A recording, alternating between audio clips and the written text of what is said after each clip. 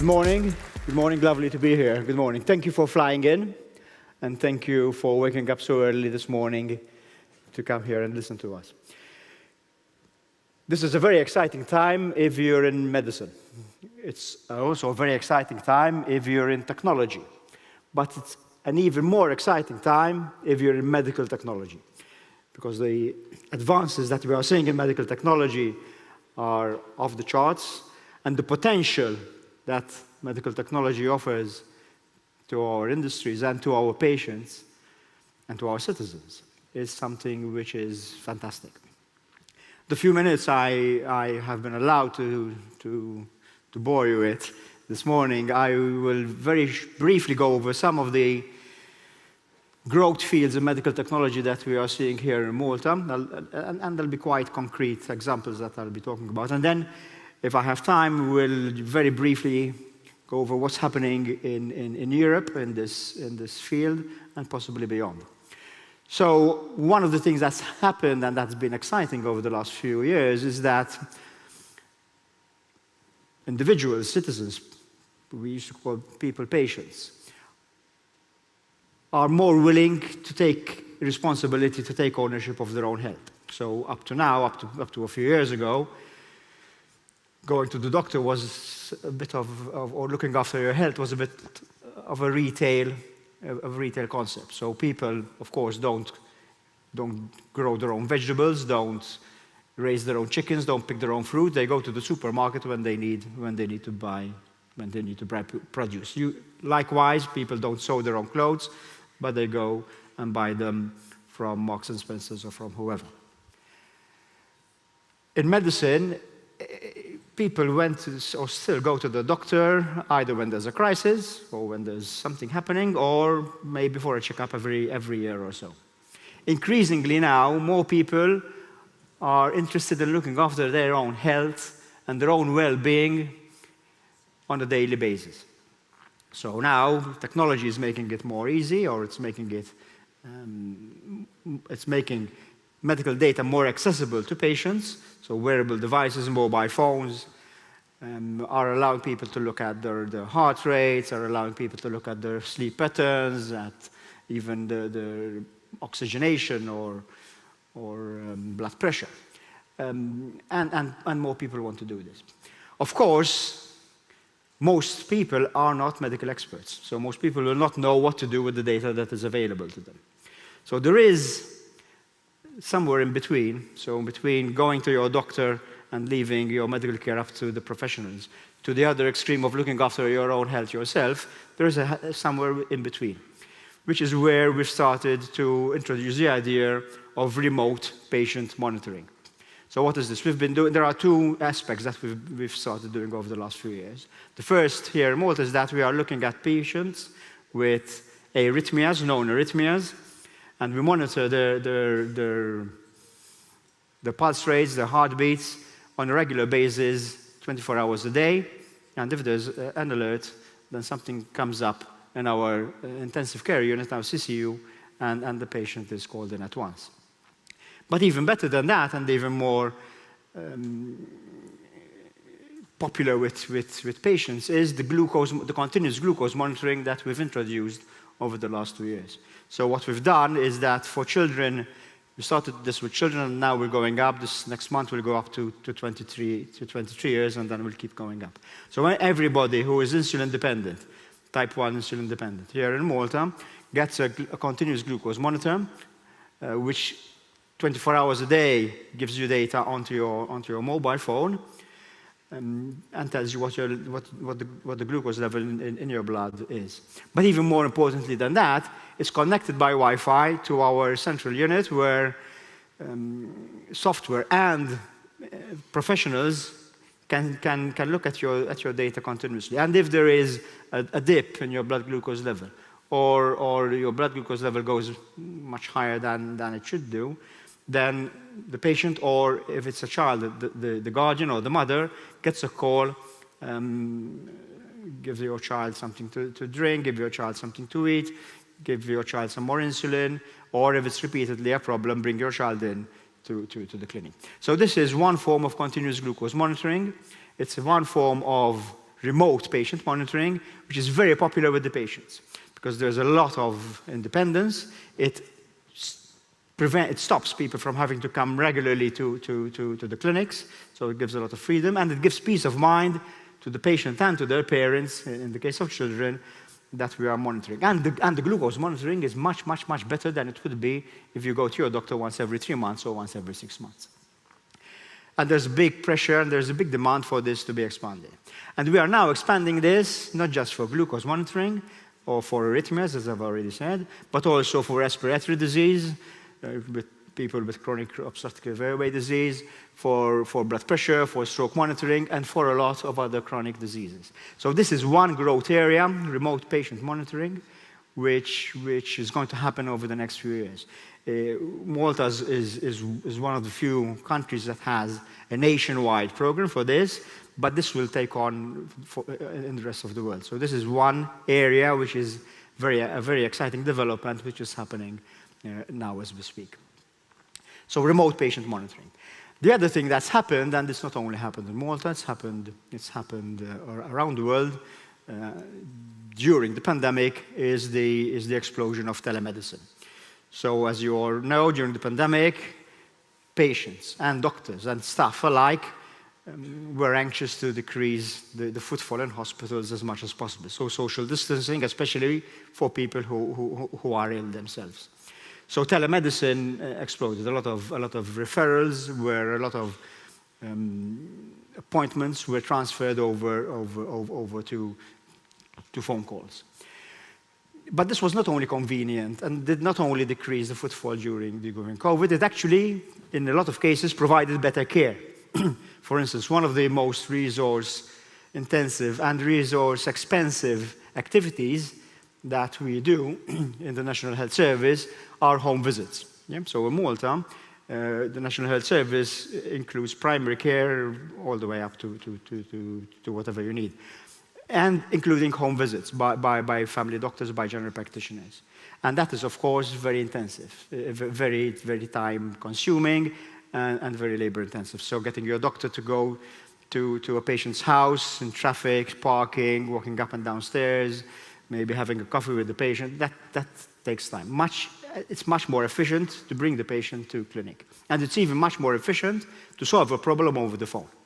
So telemedicine, we've actually found that telemedicine decreases by 80%, 80%, the need for doctors to go out on home visits, which allows us to see much more patients in a shorter period of time, either by solving the problem over the phone or by actually bringing the patient to clinic rather than going out yourself.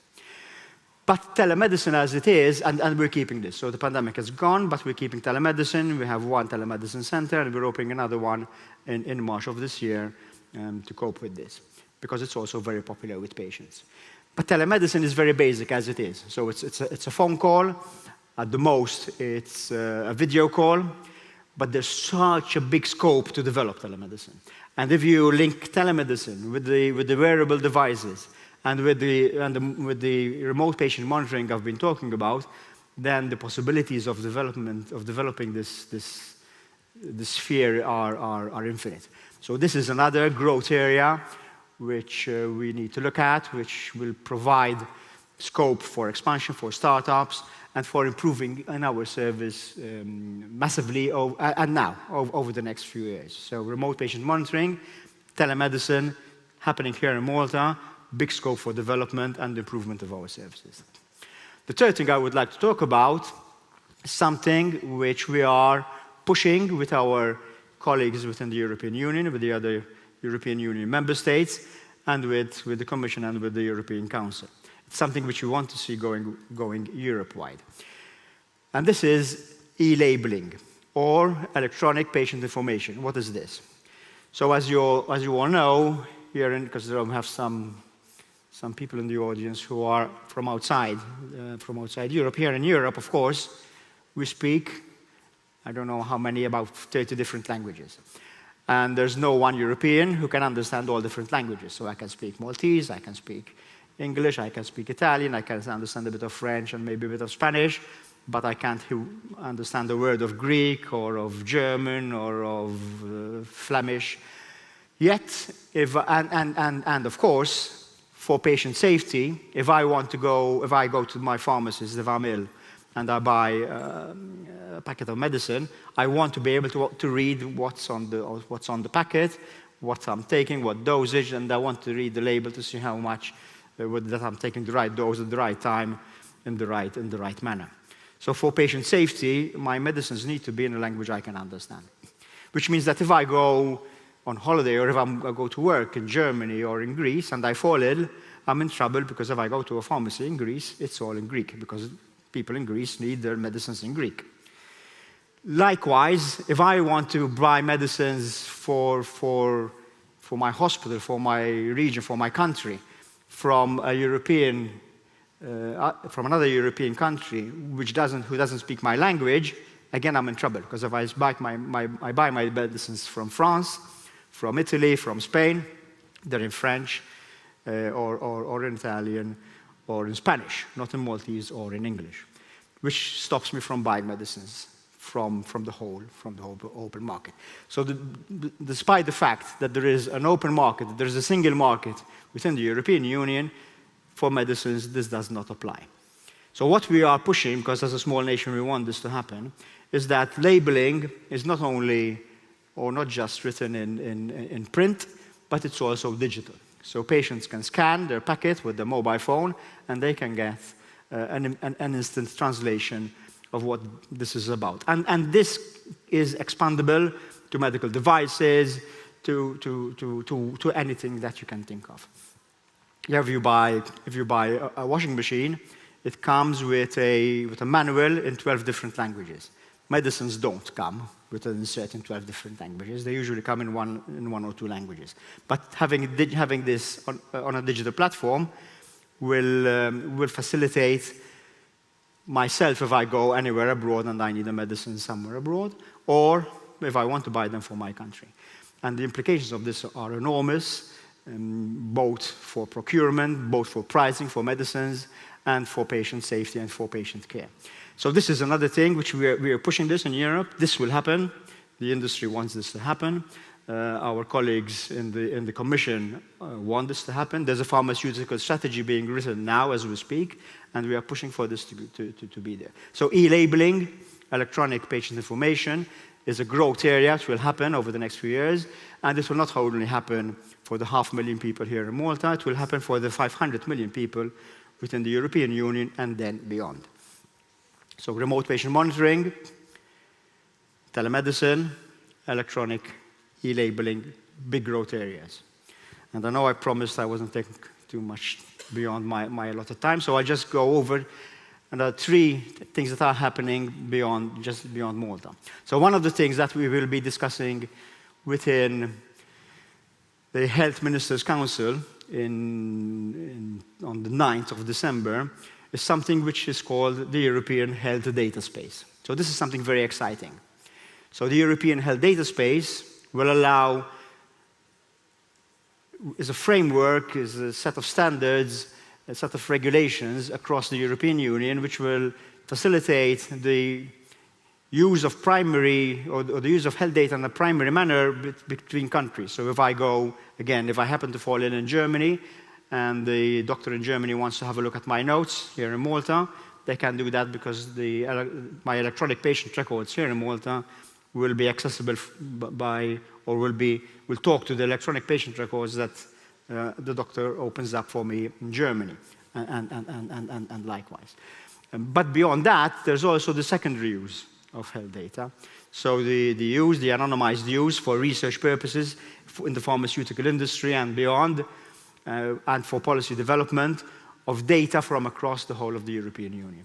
This, at the moment, is still not possible, but this is going to happen. It's going to happen over the next 3 or 4 years, the European Health Data Space, so it's something to look out for and something to be aware of because there are massive opportunities for development over there. And of course, there's the metaverse. So I'm a surgeon. When I was a young doctor, learning to be a surgeon, I learned how to operate on patients. somebody who there with me, another surgeon, and of course my first operation. The results of my first operation were not as good as the results of my 10th or my 100th operation. When I started to learn laparoscopic surgeon, when I was already a surgeon, I learned how to operate on pigs. My students, up to a few years ago, when I was a lecturer, learned how to operate on physical simulators. So we had a simulation theater, we had a simulation emergency department, and they learned here. The students in 4 or 5 years' time will learn how to operate in the metaverse. So they won't even have a physical simulator, they will learn to operate in the metaverse. So there's a big growth area. And finally, another big growth area is quantum computing in medicine. And this is because it will allow clinical research, and especially clinical trials for the production of new drugs, to happen by simulation. So today, if you have a new drug, and you want to show that it's better than an older drug, or better than nothing at all, then you have to create 100 people. You have to give 100 people your new drug, another 100 people the old drug, and another 100 people nothing at all, and then compare results over a period of time. And if the results are better with your drug, then you can push your drug as a better solution. This takes time. You need recruitment. You need ethical approval. People fall out from the trial. You need to study the results. It takes a lot of time. And if the difference is small between your new drug and the old drug, it's not 100 patients you need, it's 1,000 patients you need, or 20,000 patients you need if it's very small, if you want to show a difference. And this takes years. Typically, it takes years. It increases the expense because not all research works, so it increases the expense of new drugs. But quantum computing can do this, or will be able to do this, these clinical trials, by simulation within a matter of minutes, which will bring down the cost of new drugs, and which will also bring new drugs quicker onto the market. So these are all very, very exciting developments that are happening now. Quantum computing with artificial intelligence, the European health data space, which is bringing all this together, the metaverse, and then, of course, the things I've talked about here, so telemedicine, e-labeling, and remote patient monitoring. So thank you very much for being here. This is such an exciting time, I say again, for all this to be happening. Here in Malta, we are extremely open for this. We are pushing our medical technology sector, and we welcome anybody to work with us for new startups, because we want to develop this field in the years to come. So once again, thank you for coming here this morning. Thank you for flying into Malta, and I hope that you have an excellent conference over the next day or two. Thank you.